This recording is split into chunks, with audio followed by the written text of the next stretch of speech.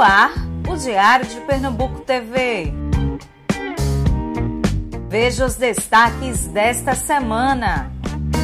Há 4 anos, paulista monta casa com objetos recolhidos na rua. Em curta, a animadora americana fala sobre a intervenção do medo em nossas vidas.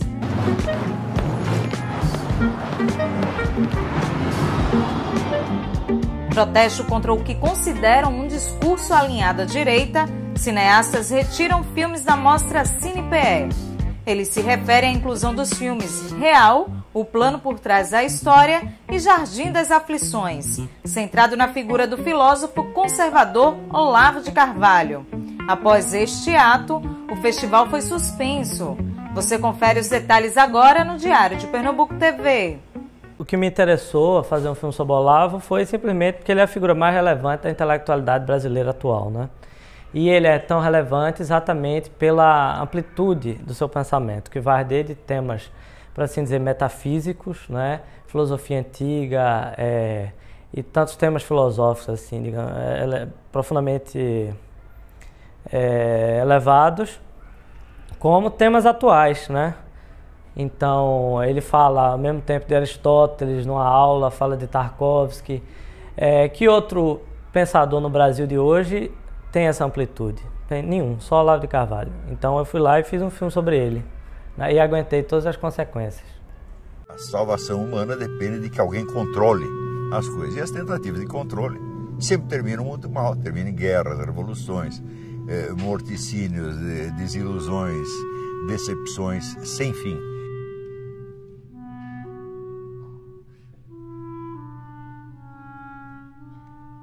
A situação eles estavam tentando até agora, de formas absolutamente discretas, né, fazer com que o filme não existisse. Inclusive, pessoas trabalharam em Aquários, né, o diretor de fotografia, o diretor de arte. A primeira assistente de direção do filme Aquários escreveu no Facebook que o único erro foi não terem conseguido retirar todos os filmes do CinePE, ou seja, impedir a existência do festival, né, dessa edição só porque o meu filme está lá. Então, essas pessoas, literalmente, tentaram impedir que meu filme existe. Sem profissionais não existe filme, né? Agora, como a coisa ficou evidente, eles estão tentando censurar mesmo, mas com um detalhe. Andrei Rublev, o filme de Tarkovsky, quando foi feito, né, na União Soviética, ele foi visto, o dirigente soviético viu o filme e aí ele censurou. Entendeu? O Jardim das Aflições não foi visto e está sendo censurado. Eles estão conseguindo ser piores do que no regime comunista, no regime nazista. Hitler também via, né, os filmes, Goebbels via os filmes antes de censurá-los, né? Nem isso. A decisão dos cineastas, né, que retiraram suas produções do CinePE tem sido apontado como sendo um ato de censura ou de privação da liberdade de expressão. Eu não acredito nisso, eu não concordo, porque os cineastas eles retiraram os filmes do festival por não concordarem com alguma coisa do festival, independente do teor do que foi. Claro, a gente sabe que foi de encontro a uma certa programação que estava colocada no festival, do qual eles não querem compactuar, não querem participar. Então eu não vejo isso como ato de censura. Censura seria se durante o festival as pessoas fossem para a porta da entrada do teatro fazer algum tipo de manifestação impedindo as pessoas de assistirem os filmes. Não, eles simplesmente retiraram os filmes porque não concordam com o tipo de programação. Você tem direito a escolher com quem você quer estar. E a gente está num momento político muito de tomada de posições no país mesmo, sabe? E aí acho que eles têm direito de não querer associar o nome deles a um festival que claramente, dentro da curadoria, não são só 2 filmes, assim, são muitos filmes que têm uma pegada de apoio mesmo a uma ideologia de direita ou de extrema direita. Eu fiz um convite público ontem para que eles vissem gratuitamente o filme, né, numa livraria do Recife, que eu consegui, um auditório, para a gente fazer essa sessão, e nenhum respondeu até agora. E não vão responder. Por quê? Porque eles não querem ver o filme, eles já sabem de tudo. Eles já têm eles têm como é que se diz? Um quarto sentido, como é que se fala? Eles têm um sexto sentido. Eles têm um sexto sentido que eles conseguem ver, né? E muito curioso que o filme não tem nada de político, né? Tá lá no Facebook, porque a gente foi atrás e parecia como se tivesse apagado o post. Não, tá lá. Eu acho que foi o link, né? Foi o link que... não tá lá. Tá lá na página e no perfil. Deixa eu ver aqui, tá? Porque pode ser que tenha... Eita, acabou de sair. Acabou de sair o artigo no Globo. Deixa eu só compartilhar, tá?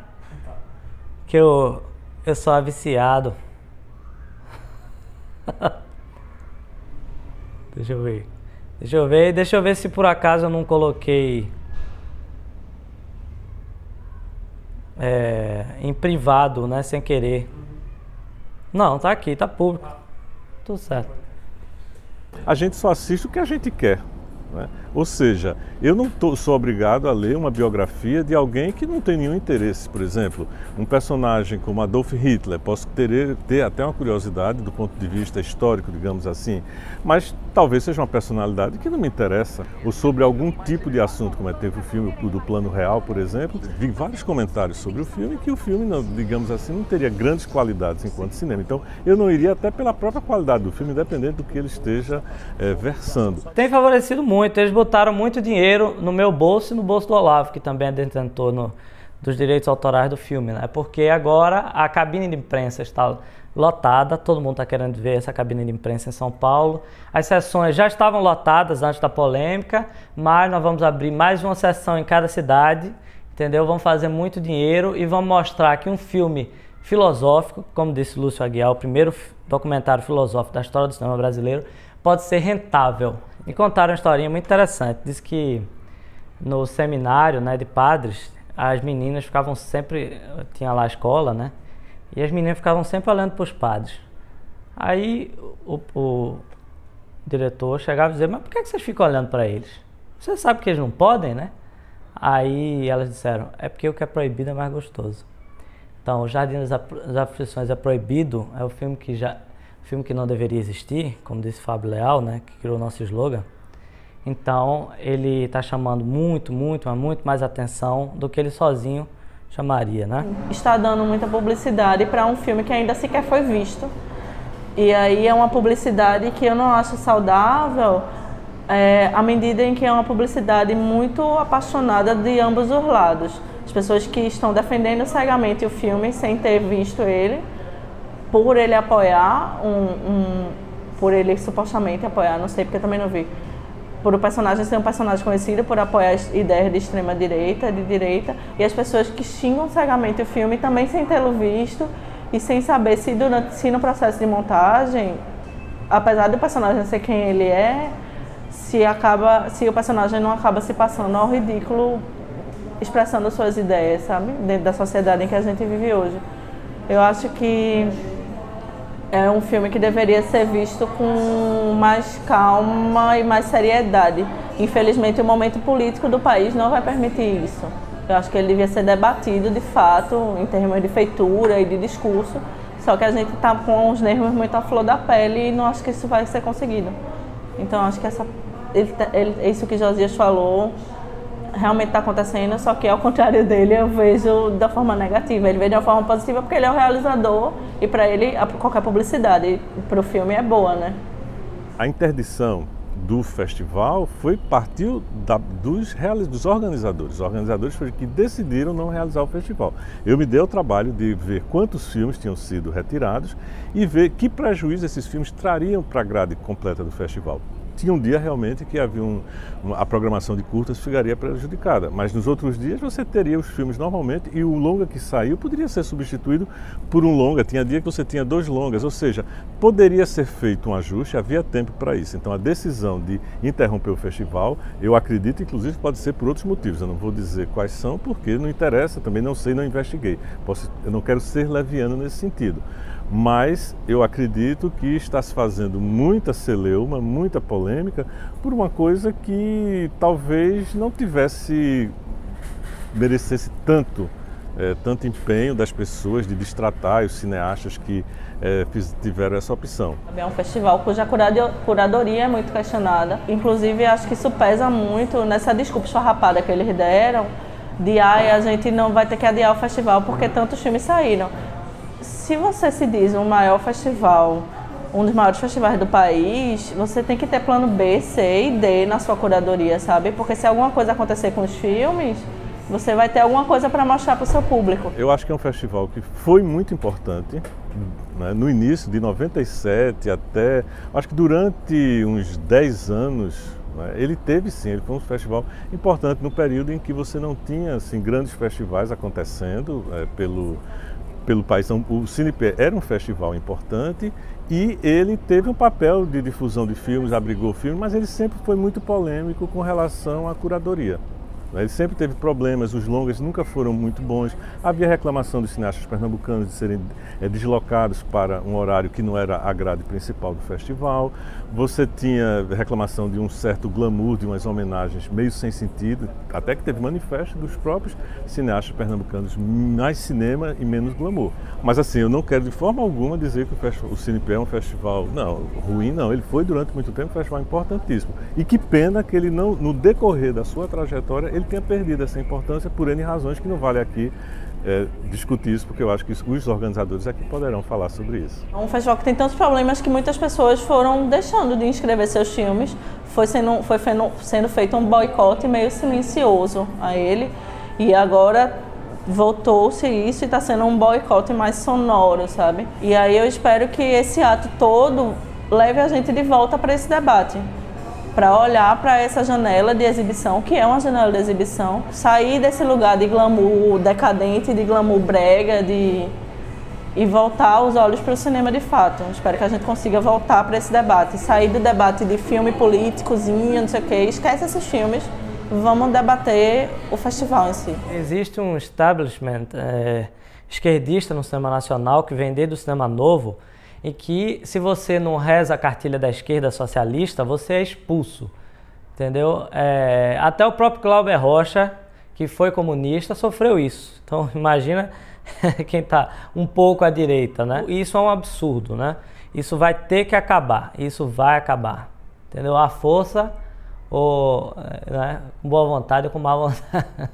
No Brasil, as pessoas têm um interesse assim mórbido por coisas irrelevantes, entendeu? Um dos filmes que foram selecionados no lugar do meu, no Festival do Rio, foi um filme sobre a fila do show de Beyoncé, entendeu? Os fãs lá, assim, lá o dia todo lá falando. As pessoas estão olhando para o lado errado, entendeu? O cinema brasileiro vai muito mal.